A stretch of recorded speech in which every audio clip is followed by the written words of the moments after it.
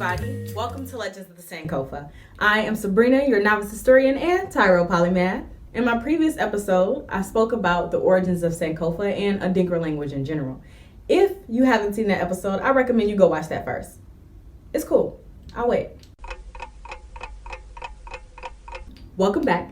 So as you know, it comes from the Akan people. Quick note about the Akan people. They were more of a cultural ethnic group than an actual tribe. Basically, they had a similar culture, but they were spread out into their different tribes with their own unique traditions. That little tidbit will become important later. For our first story, I wanted to begin with the struggle from a tribe that was of Akan ancestry. You may know them as the Ashantee. Today, I want to talk to you guys about the War of the Golden Stool. But before we get into that, it's important for you guys to know what was going on in the world and then the continent of Africa in general at that time. When the Ashanti tribe was formed in the late 1600s, the transatlantic slave trade was really taking off on the back of the collapse of the Trans-Saharan slave trade. At this point, it was a full-blown operation complete with coastal trading posts. Initially, slave traders would capture Africans themselves, but when the African leaders saw the power that the European weapons held, some out of greed and others out of self-preservation, decided to trade their enemies to the Europeans for weapons and shells that were very, very valuable to them at the time. Moving forward into 1885, closer to when the War of the Golden Stool actually happened, we have the Berlin Conference, or as you may know it, the Scramble for Africa. From November of 1884 to February of 1885, all the great European powers in America met to discuss the fate of Africa. Unbeknownst to the Africans, of course. The development of quinine, a drug used to treat malaria, allowed European colonizers and explorers to venture further into the inland parts of Africa. This revolutionary change brought with it one big question: who gets what?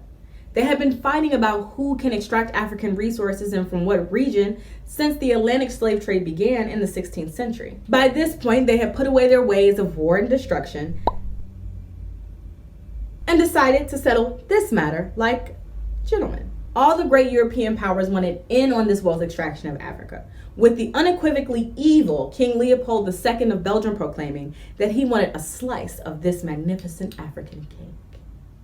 Now, he doesn't mean that Africa and Africans were magnificent, because by this point, racism was well established and thriving. No, he meant the magnificent riches that would come to his kingdom from having an African territory. In this split, King Leopold got the innermost territory of the Congo. Germany got Cameroon, Tanzania, and Namibia. The Portuguese got Angola and Mozambique, while the Spanish got Rio de Oro, Rio Muni, and Gambia. Libya, Eritrea, and Somalia now belong to the Italians. That leaves the French and the British with majority of this cake. France got Mali, Mauritania, Algeria, Tanzania, Morocco, Niger, Chad, Guinea, Cote d'Ivoire, Togo, and Benin, a portion of Somalia, Gabon, and Madagascar. The British took home the bulk of the prizes, with Egypt, Sudan, North and South, Uganda, Kenya, a portion of Somalia, North and South Rhodesia, now Zambia and Zimbabwe respectively, Malawi, Botswana, South Africa, Nigeria, Sierra Leone, and as it relates to this story, Ghana. They began plundering almost immediately, disregarding the lives of the people that lived there, disregarding decades-old feuds between tribes, and disregarding respect for the land. However, some of these takeovers were a bit less bloody. The English in particular had a sense of finesse to their acquisitions. For example, in some areas, the British made lucrative deals with the chiefs, promising them untold riches if they gave the British a portion of the taxes from the people. A large portion, obviously. In some areas of Ghana, the British had one of these deals. They tried to entice the Asante or Ashantee with one of these duplicitous deals. But the Ashanti were not going. They were a warrior tribe, an independent warrior tribe. The warriors of the Ashanti nation fought back time and time again, pushing back on the infiltration and colonization of the British. They won some battles and lost some. All of this culminated in the Anglo-Ashanti Wars. Now, I'll be doing a little time jumping, starting out in 1690 at the founding of the Ashanti Empire, so that you can understand why the Golden Stool was so important. And now I present to you the War of the Golden Stool, the last Anglo-Ashanti War. But who was that in the background though? Because I know I heard somebody in the background. But you don't even have a sister. And you know what? It's cool. Can y'all take me to the next slide now, please? Hey y'all, my name is Tia, and the word of the day today is duplicitous. Like my duplicitous ex-boyfriend lying to me, telling me that he was with his sister, knowing the fool don't even have a sister. I wonder if Shorty in the Orange is single. He was kind of cute. Once upon a time, around 1690, the Akan had a lot going on. This group of Akan called the Denchira were going around taking over villages and kidnapping people. Now, why would they kidnap their own people? The Akan lived in different villages and in different tribes, so when the Europeans came and they offered to trade guns for people, the Denchira didn't see the rest of the Akan as their own. They went village to village, decimating populations and taking over territory. One of the villages they happened to take over was that of Osetutu I, because there is a second. This brother escaped Denchira capture and fled to his old home of Akwamu. There, he met up with his boy, the great, powerful, and magical Nkomfa Noche. Osetutu and Nkomfa Noche spoke about how they were tired of the Denchira and their hold on the Akan people. So Nkomfa Noche decided to do something about it. On a Friday, he summoned all the remaining Akan kings to solve their Denchira problem. They bickered back and forth, coming up with different ideas, all thinking of only their own community. And then Nkomfa Noche said, "We need to come together, to unite as one people." Osetutu immediately backed his boy up, saying, "He's right. A people divided are easy to conquer." Message! A collective epiphany flew over them, and they all agreed. They decided to come up with a name for themselves, to name themselves after the reason for them being there in the first place. War. Because of war, we are now warriors. Asante. They should be the united Asante Empire. Now they need a leader. One leader to unite under. Nkomfa Noche had a plan for that too. He called upon the ancestors and called upon the gods. If we, the Asante people, should unite, let a golden stool fall upon he who will rule us all, the Asantehene, the paramount king. The gods then sent down a golden stool, and it landed at the feet of none other than Osetutu. He was to be the first Asantehene. The gods then spoke to all the kings. "This will be the soul of your kingdom. This will unite you. Sika Chokofi, the golden stool. Take this into battle and you will win every war. But if it gets captured, denigrated, or destroyed, that will be the end of the Asante Empire." With the golden stool in hand and that warning in mind, the warriors from the new Asante Empire fought a brave battle against the Denchira and won, taking their guns and therefore their power. So about 194 years later, in 1884, Ya Asantewaa was elected to be Queen Mother of Edwesu by her eldest brother, the Edwesehene, or King of Edwesu. I might be saying that wrong. She had a lot of different duties, but arguably the most important of them was being the gatekeeper of the golden stool, the Asante most sacred artifact. Around that same time, in Berlin, Germany, enemies of the Asante were gathering. They were gathering and plotting to take more of Asante land. More land than they had taken in the 60 years since the Anglo-Ashanti Wars began, and more devastation than when they burned down the Asante capital of Kumasi to take control of the Gold Coast. By 1888, the British were getting restless with the Asante resistance. They began an increasingly more aggressive campaign into Ashanti territory. That same year, though, a new Asantehene was on the throne, Prempeh. Prempeh was installed at the age of 18, and consequently, the British thought that they could manipulate him and takeover was going to be easy. But Prempeh was not to be ruled. So when the British came along, they offered him one of their duplicitous protectorate deals. Prempeh said to them, "My kingdom of Ashantee will never commit itself to any such policy. Ashantee shall remain independent as of old, at the same time being friendly to all white men." Well, that didn't really work.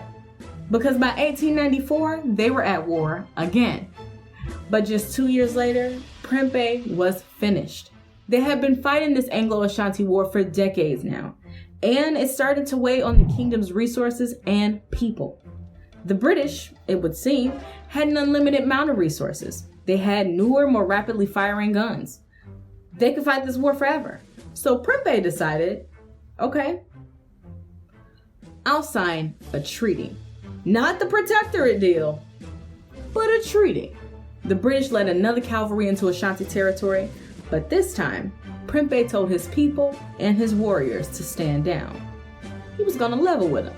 Major General Francis Scott of the British military was not interested in any treaties. He wanted the protectorate deal. This land belongs to Her Majesty, the Queen, as far as he saw it. They then arrested Prempeh and sent him to Elmina Castle, a former slaveholding port on the coast of Ghana. After a year in Elmina, they banished him to the Seychelles, which is all the way on the other side of the continent. With Prempeh gone, the British thought takeover would be easy. They installed a new governor, Sir William Maxwell, and he rebuilt the fort at Kumasi that they previously burned down and demanded access to the Golden Stool. So, the Ashanti gave him a golden stool. He was so excited to have gotten access to this golden stool that he sailed all the way back to Europe before he realized that they did not give him the golden stool.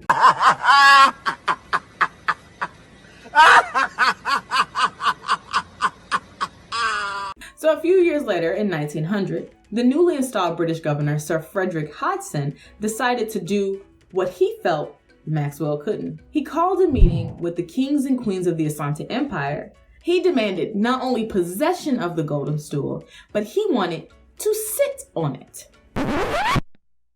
Now, to the Ashanti, this was an odious act of disrespect. Not only do you want the golden stool, but you want to sit on it?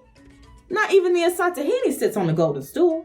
As a matter of fact, when the Asantehene is installed, he is lowered and raised over the stool 3 times. His butt never touches the golden stool again. And you, sir, want to sit on it? Nana Ya Asantewaa certainly felt this way.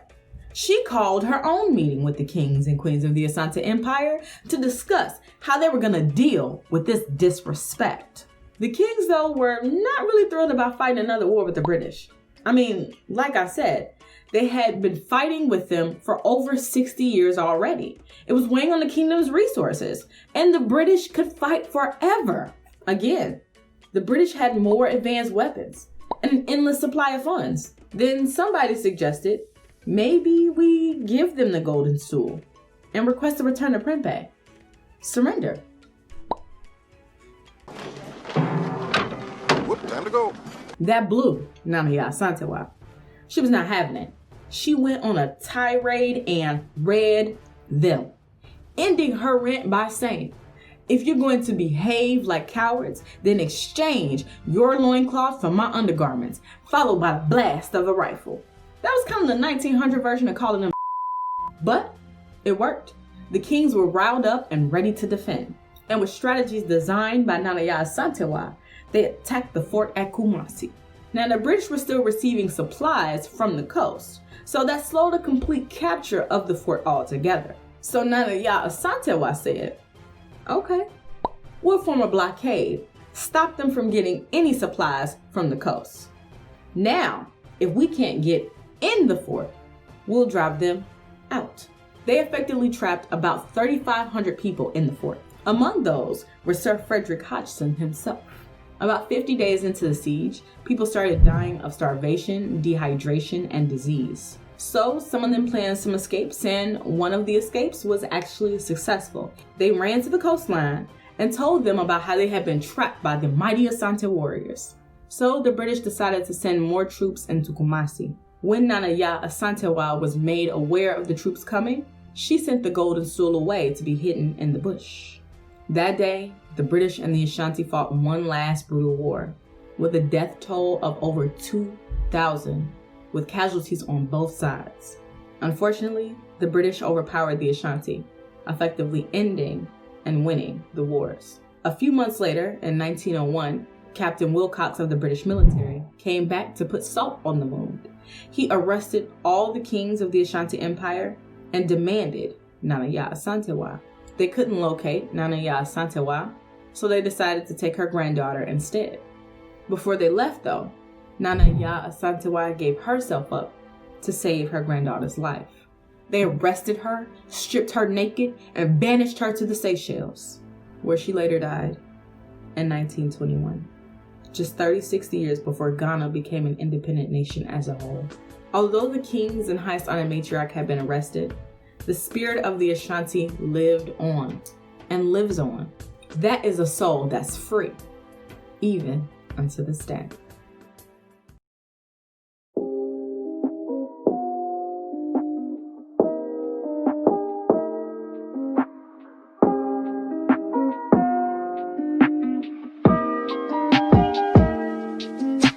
If you made it to the end of this video, thank you so much for tuning in. Let me know that you like this video by, of course, liking this video. Subscribe to The Ville Productions. I'll be uploading more content like this and a bevy of other content on a bevy of other things. So make sure that you stay tuned for that by being subscribed, of course. And I will say this. Please show your girl some grace. It is just me, and I do a lot with these videos. I try to make sure that I do them to the best of my ability at that moment, so I want to make sure I give it my all. And it is just me again, and your girl got a day job. So please show me some grace. I will upload everything as soon as I can. It may not be good for the YouTube algorithm, but again, I don't want to just be putting out anything. I want to make sure that it's done to the best of my ability in that moment. My sources will be in the description box below, including the source to this song, because I did not make this song. So that will also be in the description box. Feel free to peruse through the sources. With that being said, thank you again for tuning in. May your ancestors guide you, and may God keep you.